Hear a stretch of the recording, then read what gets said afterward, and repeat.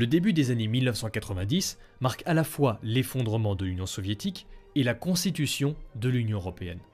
À l'époque, cela faisait un moment que le président Mitterrand voulait rapprocher la France de l'OTAN. Cette dynamique continue avec Jacques Chirac. Il envoie en 1996 un représentant au commandement intégré. Ce n'est alors qu'une question de temps avant que Nicolas Sarkozy ne franchisse le pas et concrétise la volonté de son ancien maître.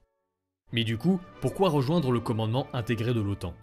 En fait, tout cela repose sur un marché implicite. La France perd en capacité de dire « voilà ce que je vais faire », mais gagne en échange la faculté de dire à l'OTAN « voilà comment nous allons faire ». On ira ensemble vers ce nouvel ordre mondial. Au cours d'une banale mission de reconnaissance, c'est l'occasion de tester notre caméra numérique flambant neuve. un pilote américain est abattu. Soldats, ceux qui ne sont pas volontaires pour cette mission, un pas en avant et tout de suite.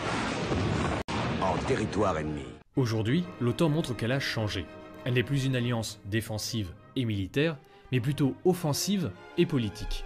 On l'a retrouvée dans des opérations en Irak, au large de la Somalie et même en Asie centrale. Si la France veut s'y réengager, c'est pour obtenir des postes de commandement, ou encore des contrats qui dynamiseraient son complexe militaro-industriel. La voilà la raison à moitié cachée du retour français. Pouvoir élaborer les opérations de l'OTAN, au lieu de simplement dire si oui ou non l'armée française y participera. Jusque-là, l'État français a toujours été atlantiste. Si la situation est inconfortable, c'est parce que la volonté de Paris de diriger l'OTAN n'est pas vraiment partagée. Les autres nations préfèrent le parapluie américain. Nous le savons, l'OTAN répond avant tout à l'agenda américain. Jusque-là, l'État français a toujours été atlantiste.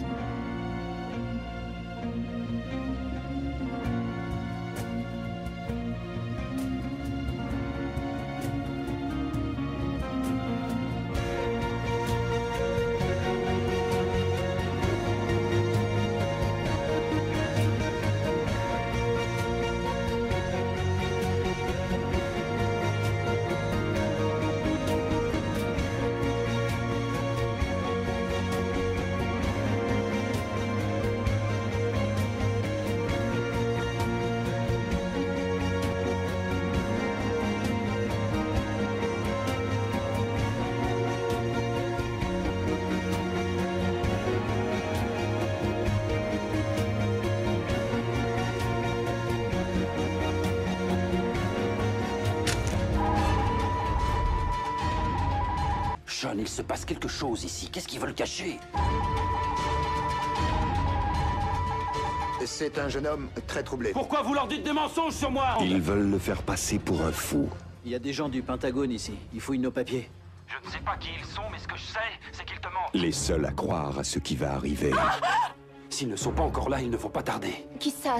Est-ce que ma voix te dit quelque chose, Zane? Je vous l'avais dit, Zane, vous n'en saviez même pas la moitié.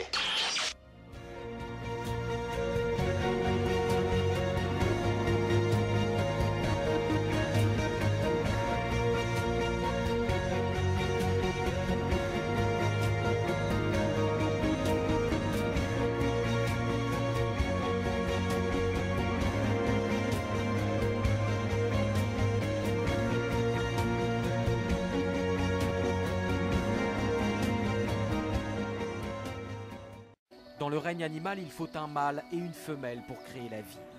Et c'est la même chose pour les humains. Les nouveaux schémas familiaux ou de procréation médicalement assistée n'y changent rien. Il faut le génome d'un homme et d'une femme pour concevoir un bébé jusqu'à aujourd'hui. Et cette Britannique a peut-être inspiré une révolution dans l'histoire de la vie. Edward et ses frères et sœurs sont morts de maladie mitochondriale, un désordre génétique transmis par leur mère qui, elle, n'est pas atteinte. Mais aujourd'hui, la médecine aurait la solution pour sauver les enfants dans le cas d'Edward. Un remède aux frontières de la science-fiction et pourtant bien réel, faire naître un bébé venant non pas de 2, mais de 3 parents. Ces scientifiques d'un laboratoire de Newcastle espèrent obtenir l'autorisation d'effectuer cette première médicale. Pour eux, il s'agit de sauver des vies et rien d'autre. Mais pour d'autres scientifiques, c'est ouvrir la porte à une transgression contre nature. Une fois que nous aurons franchi cette ligne, inévitablement, pas à pas, petit à petit, nous irons vers ce futur. Et personne, je dis bien, personne ne pourra s'y opposer. Que tout le monde veut éviter, celui de bébés sur mesure, génétiquement modifiés. Et les premiers bébés conçus avec 3 parents pourraient naître d'ici 3 ans.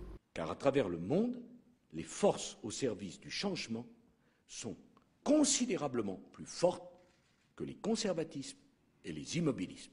Dans un laboratoire retiré, un scientifique exilé créa l'impossible. Manifestement humain, incontestablement animal. Sur l'île du docteur Moreau.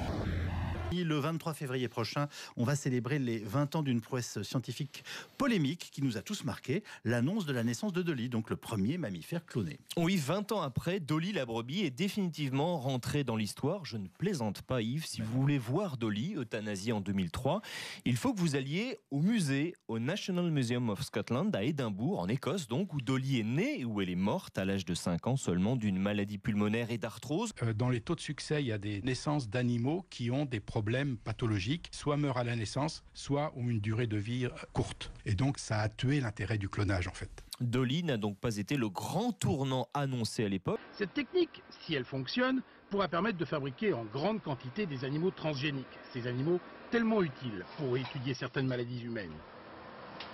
Mais le risque, c'est le passage à l'être humain. Il y a des milliers d'ovocytes congelés et peut-être quelque part un savant fou. Permettez-moi de vous présenter mes enfants. D'après l'œuvre de H.G. Wells, qui traite de la frontière qui sépare l'homme de la bête. L'île du docteur Moreau.